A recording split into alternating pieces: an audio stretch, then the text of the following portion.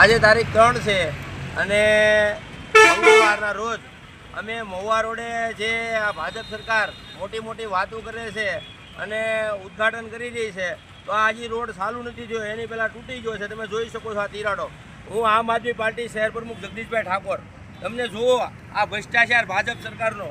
આ મિત્રો, આ ભ્રષ્ટાચાર ને એક પાવડા અને તગારા અને જીસીબીની ગેંગ હમણાં 8 દીધા ઉદ્ઘાટન કરે છે.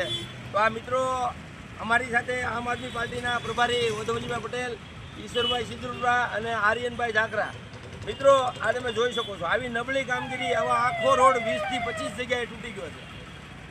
મિત્રો, આ ભારતીય જનતા પાર્ટી વાતો કરે છે મોટી મોટી વિકાસની, પણ વિકાસ તમે જોઈ શકો છો, આ રોડ તૂટી ગયો છે. મિત્રો, આ હું જગદીશભાઈ ઠાકોર, આનો અમે ઉગ્ર આ નબળી કામગીરી છે, આની અમે વિજિલન્સ તપાસની આમ આદમી પાર્ટી દ્વારા ટીમ દ્વારા અમે તપાસની માંગણી કરવાના છીએ. મિત્રો, લોકોને ખાલી વાહ જ લૂંટે છે આ ભાજપ સરકાર. આ રોડ ઉપર કેટલીક તિરાડો છે? આવી 20-25 જગ્યાએ તિરાડો છે. હું તમને આગલા વિડીયોમાં હમણાં લાઈવમાં બતાવું છું. મિત્રો, તમે 20-25 તિરાડો.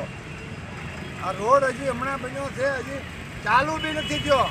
આ રોડ જ્યારે ચાલુ થયા ત્યારે તો આની હાલત શું થાય? આપણે હાલવું ક્યાં? આપણે બધા ગાંધીનગર હાલવા જવું પડશે વિધાનસભામાં.